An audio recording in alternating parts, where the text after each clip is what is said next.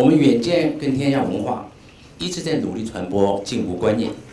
我们是指我们的文章、我们的书、我们的论点、我们的立场，是在提倡3个关键的目标：一个是经济成长，一个是社会公平，一个是永续发展。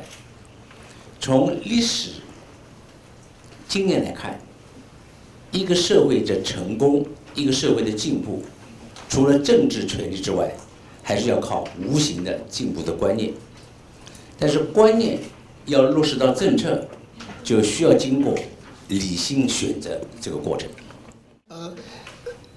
I think making policy involves a recognition of the nature of the public response, because ultimately in a democracy and even in more autocratic systems, the response of the public is going to determine whether policies succeed or fail.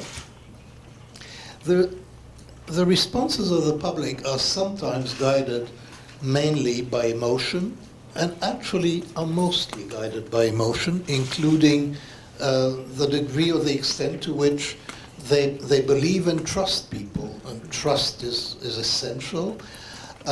In the United States, for example, we face a major problem in that scientists are not trusted in the public. By and large, those who deny the importance of science or of technical knowledge feel completely free to express their denials, as if technical matters were really a matter of opinion. And technical matters, I think, should be dealt with technically. And it takes educating the public to accept this, and I think that is certainly not an easy task. And that are actually being implemented in various countries, including the UK and Denmark and South Korea, and the United States, in fact.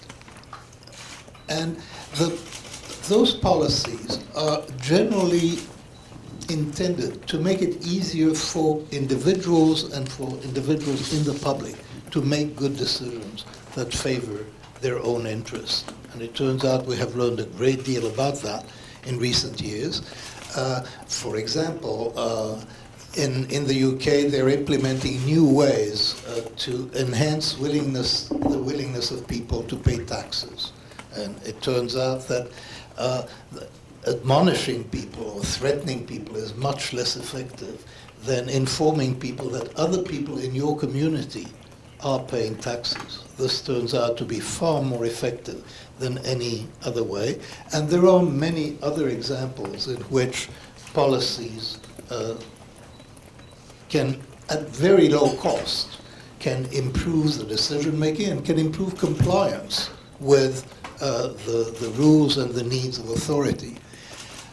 One issue that certainly I can mention with respect to the referendum is that the results of a referendum depend critically on how the question is phrased, and that you should not expect the same result, the same outcome necessarily, certainly not the same numbers, even if the outcome is the same, if you ask the question in different ways. So this is now a major topic of investigation among behavioral economics, is what is considered the default option, what is considered the normal option from which you deviate. So is the default option that you are going ahead with a plan and then you have to vote, no, we want to stop it? Or is the default option that there is no plan and then you ask people whether they want to do it? And it turns out that the default option tends to attract,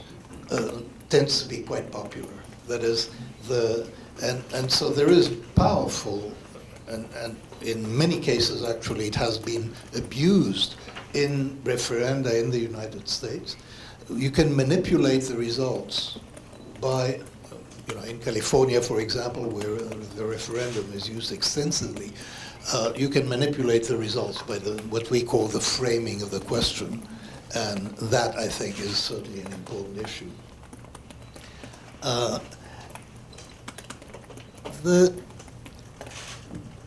Sometimes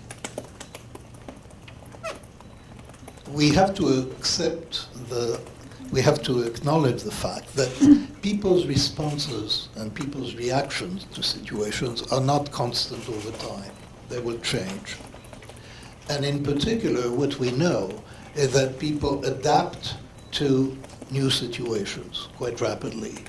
And so, for example, with respect to the nuclear issue, it's clear that the major dimension is fear, the extent to which there is fear. And it is remarkable the extent to which, given the same basically objective situation and known facts, there are large differences among countries in the level of fear of the nuclear. And so, for example, France, which has been using the nuclear for a long time, the level of fear is quite low. And the level of fear becomes low and fear subsides. It actually subsides too quickly. That is, when something has been safe for a few years, people feel too safe. And when there is a sense of threat, people feel too frightened. And so the temporary reactions are much more extreme than the long-term reactions to situations. And that is something else that has to be taken into consideration in making long-term decisions.